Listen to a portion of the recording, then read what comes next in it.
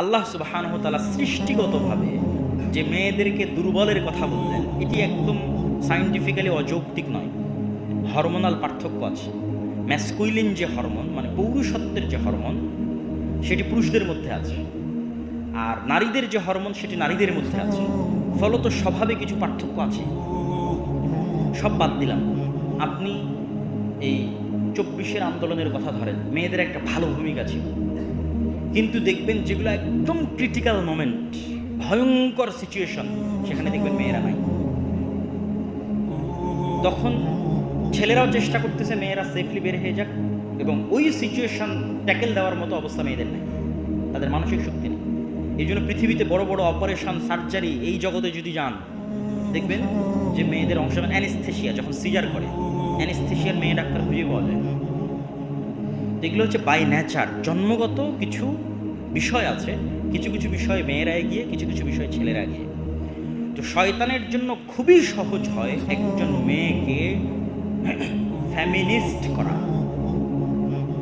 একবার একজন মেয়েকে ফেমিনিস্ট করতে পারলে, মানে অ্যাজ এ নারী সে পুরুষের চাইতে বেশি পাওয়ারফুল, এবং এই পাওয়ার খাটানোর রাস্তা তার সামনে তৈরি হলে, অর্থনৈতিকভাবে হোক, পদের কারণে হোক, যে কোনোভাবে হোক, তখন যে ম্যাসাকারটা হয়, ওই ম্যাসাকারটা একজন পুরুষের তুলনায় বেশি ভয়ঙ্কর হবে।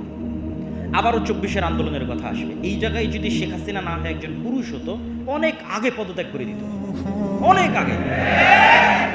কিন্তু যেহেতু মহিলারা, তাদের শয়তান তাদেরকে যখন ফেমিনিস্ট করে, মানে সে নারী এবং তাকে পাওয়ার প্রয়োগ করার রাস্তা দেওয়া হয়েছে, অসংখ্য অর্থ দেওয়া হয়েছে, পদ দেওয়া হয়েছে, ক্ষমতা দেওয়া হয়েছে, তখন যে ম্যাসাকারটা হয় ওটা অনেক ভয়ঙ্কর, অনেক খারাপ।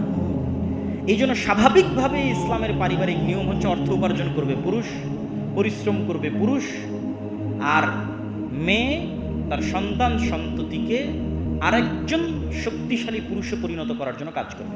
এই জন্য আপনাদেরকে আরেকটা ছোট্ট জিনিস এখানে বলে যায়, এটা বাস্তবে প্র্যাকটিক্যাল পরীক্ষা করবেন। যেই নারী যত কোমল এবং যত ভদ্র, যত নম্র এবং যত পর্দাশীলা, তার সন্তান তত সাহসী, তত বীর বিক্রম, তত বীর পুরুষ।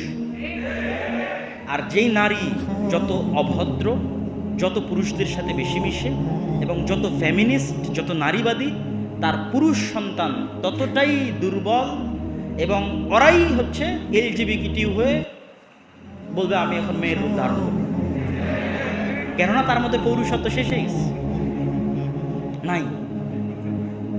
এইটা আপনি বাস্তবে পরীক্ষা করে দেখতে পারেন। আর শয়তান এই জিনিসটা চায়।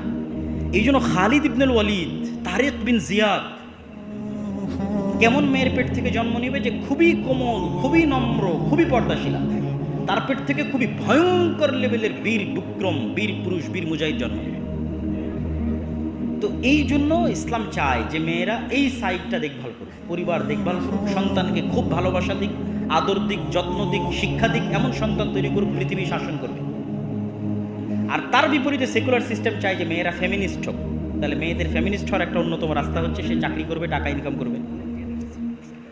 তখন যে ম্যাসাকার হবে, সেই ম্যাসাকার সে কন্ট্রোল করতে পারবে না, মানসিকভাবে মহিলা কন্ট্রোল করতে পারবে না, ওই ব্যালেন্সটা পুরুষ রক্ষা করতে পারে। তখন মহিলা মানুষ জালেম হয়ে যায়, অত্যাচারী হয়ে যায়। দেখবেন এক মহিলা আর এক মহিলার উপর বেশি জুলুম করে, একজন পুরুষ আর এক পুরুষের উপর জুলুম করার চাইতে একজন মহিলা আর এক মহিলার উপর বেশি জুলুম করে, শাশুড়ি বৌমার উপর, বৌমা শাশুড়ির উপর, এইভাবে মানে মেয়েরা মেয়েদের প্রতি বেশি জুলুম করে। তখন ওই মেয়ে যখন আরও বেশি পরিমাণে ক্ষমতা পেয়ে যায়, তখন সে আর ব্যালেন্স করতে পারে না। তখন সেই জুলুমটা তার স্বামীর উপর শুরু হয়, জুলুমটা সন্তান সন্ততির উপর শুরু হয়।